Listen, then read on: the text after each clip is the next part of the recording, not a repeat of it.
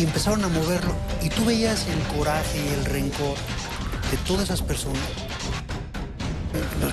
La verdad, yo había estado en partidos, en situaciones difíciles, pero de este tipo así, yo nunca la había vivido.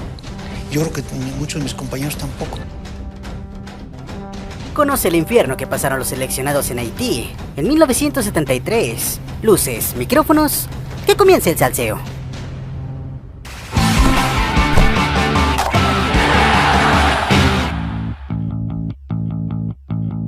Soccer Deal Shop, te dejo la liga en la descripción, tiene playeras muy baratas, el envío es gratis. Soccer Deal Shop, la verdad, aprovecha el código Bosser para que te salga todavía más vara. La liga ya te las sábanas, está aquí abajo en la descripción. El fútbol se juega con los pies. Luego entran otros factores, como la habilidad creativa, tus aptitudes físicas, la experiencia, etc. Complementos comunes y hasta cierto punto lógicos. Aquello se queda intratable ante la magia. Muchos compañeros sí resintieron y les pesó. Y les pesa tanto que a la hora de empezar el primer partido había muchos lastimados y muchos malos y no quisieron jugar. ¿Existe o no? Sin duda fue factor para una de las derrotas más inverosímiles de la selección mexicana. Vudú, exceso de confianza, corrupción, todo combinado dio una de las peores pesadillas que vivió el Tri en tierras caribeñas. Yo creo que fue el primero de los grandes fracasos en la historia del fútbol mexicano. Nadie pensaba que México pudiese quedar eliminado. México pasaba por un momento no muy bueno en todos los ámbitos. El Mundial de 1970 arrastraba consigo violencia. Hemos sido tolerantes hasta excesos criticados.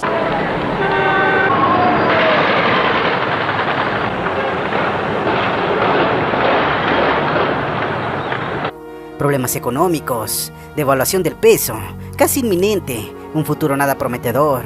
El fútbol mexicano, un escape para el pueblo que trataba de ignorar cómo el barco se inundaba de a poco.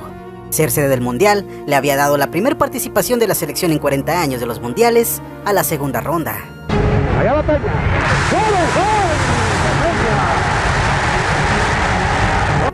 Sueño que duró poco, al ser eliminado por Italia 4-1. 3 años habían pasado del júbilo, de aquella primera celebración en el Ángel de Independencia. Raso el disparo.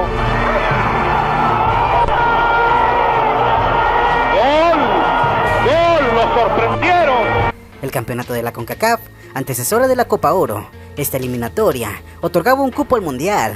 Se estipuló que la eliminatoria se haría de la siguiente manera: 14 equipos se dividieron en 6 grupos, con 2 o 3 equipos cada uno, los cuales se enfrentarían en un sistema de todos contra todos, a visita recíproca. Los ganadores de cada grupo calificarían a la siguiente ronda, que tendrían un sistema de todos contra todos, a una sola vuelta en una sede fija. Es ahí donde comienza lo escabroso. 2 años antes, en 1971, se jugó un torneo con CONCACAF, el cual daba el derecho de ser la sede de dichos enfrentamientos. El famoso premundial de 1973. México lo ganó sin problemas, solo que algunos directivos nacionales vendieron la sede, con la genialidad de llevar a cabo la fase final de la eliminatoria en Haití. Sí, en el reino de Babidoc Duvalier, el dictador que tenía al país en auténticas condiciones de pobreza, hambruna para su enriquecimiento. Tremenda idea de la federación. Creo que Duvalier era el mal encarnado. Y pregunta a los psicólogos, lo clasificarían como un psicópata.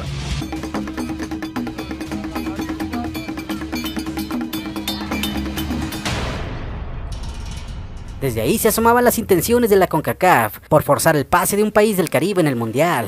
Los hilos negros se comenzaban a mover. En el caso de México, el equipo era dirigido por Javier de la Torre, papá de Eduardo y José Manuel de la Torre. Venía también de una victoria ante Argentina, pero su camino se ensombreció cuando un conjunto de extranjeros que jugaban en México venció a la selección 2-0, empató a 1 contra Veracruz. Dentro de los 23 jugadores, Ignacio el Cuate Calderón, Rafa Puente, Javier el Calimán Guzmán, Guillermo Campeón Hernández, Manuel Lapuente, Cesario Victorino, Horacio López Salgado, Enrique Borja y Leonardo Cuellar. Desde su llegada a Haití, si sabría, sería un auténtico tormento. Rodearon el camión, no te puedo decir cuán cantidad de personas de color, y empezaron a moverlo. Y tú veías el coraje y el rencor de todas esas personas.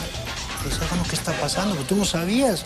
Varios se enfermaron del estómago y otros más comenzaron a creer en la brujería. Cosas extrañas empezaron a ocurrir. Creer o no en el vudú, la verdad es que psicológicamente rodeado de un entorno hostil y desconocido, prácticamente sentenciaba la debacle de un Tri que ni siquiera había tocado la pelota.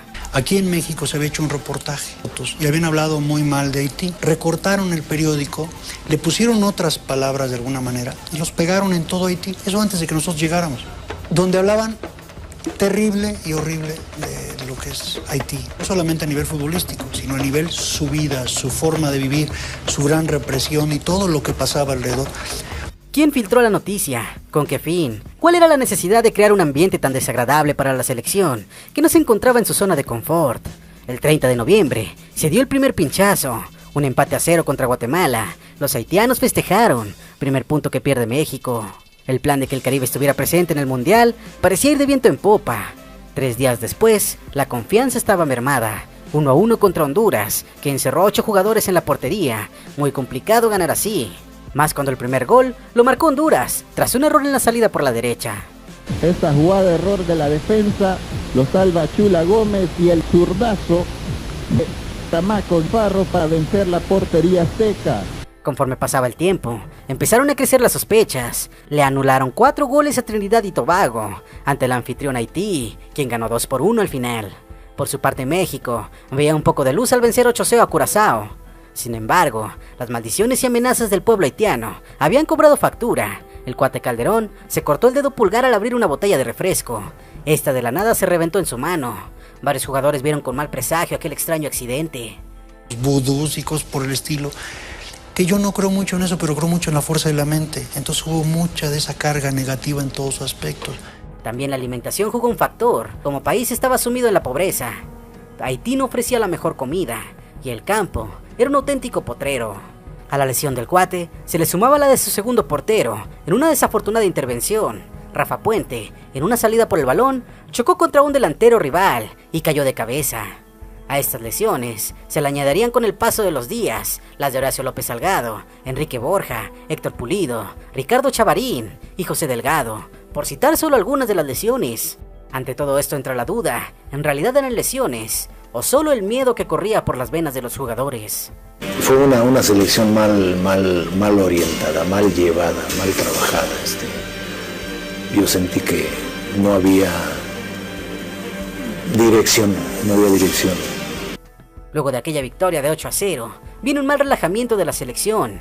La directiva, de manera sospechosa, autoriza un tour a los jugadores a una destilería de ron, un día antes del encuentro decisivo ante Trinidad y Tobago. Yo creo que en eso también se equivocó el grupo de directivos, porque nos llevaron a una destiladora de ron donde fuimos lógicamente atendidos de maravilla. A todos nos regalaron botellas y a todos nos regalaron licores de diferentes sabores, y entonces pues había abasto en casi todos los cuartos de los jugadores. Botellas de ron en los dormitorios, displicencia de los directivos y soberbia de los jugadores, pues ya se sentían superiores por el 8-0.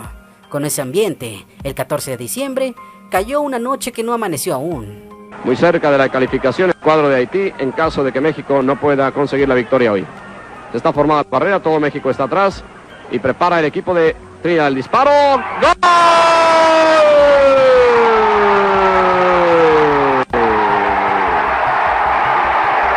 ¡Gol de Trinidad! La selección mexicana sufrió un aplastante 4-0. Hasta la fecha, se habla que es una de las peores derrotas de la selección, que no se veía eliminada del Mundial desde 1934. Un mal ejemplo. ¿Cómo no se deben de hacer las cosas? ¿Cómo no se debe hacer? ¿Cómo no se debe comportar un jugador? Automáticamente, sin la necesidad de esperar hasta el último partido, Haití se coló al Mundial de Alemania de 1974. Aun cuando el último partido lo perdían ante México 1-0, el dictador Duvalier reía mientras veía el juego, pues estaba con el boleto en la mano. Fueron varios los motivos por los que México no logró la calificación. Uno, subestimar de alguna forma a los rivales, sentirse mejor. Siempre era considerado el gigante de la zona México. Javier de la Torre asumió la responsabilidad del fracaso. Lo raro fue que después de eso, cuando regresaron muchos de los jugadores, se comenzaron a lesionar de forma extraña.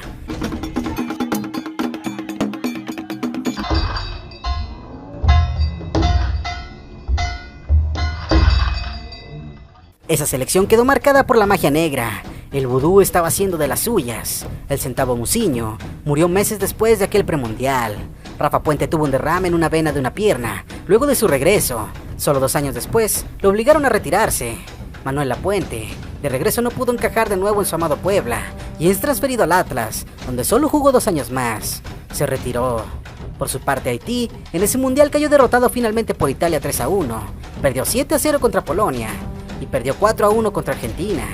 La selección nacional de ese premundial quedó marginada, ya que para el Mundial de Argentina del 78 se decidió por jugadores jóvenes para borrar el recuerdo amargo que habían dejado los ratones verdes. Vudú o no, es que cuando recordamos a Haití en el fútbol para México, son muy malos recuerdos. A luz, viene el sexto, el pase, viene el sexto, viene el sexto, ¡Brasil! Brasil se la tampa al andín cuando todo mundo gritaba el sexto. Dime lo que opinas, déjalo aquí abajito, me importa muchísimo tu opinión. Regálame una manita arriba, sígueme en Twitter, en Instagram, únete a la secta voceriana donde lleven momazos. Comparte este video y si no estás suscrito recuerda suscríbete. Créeme, no te vas a arrepentir.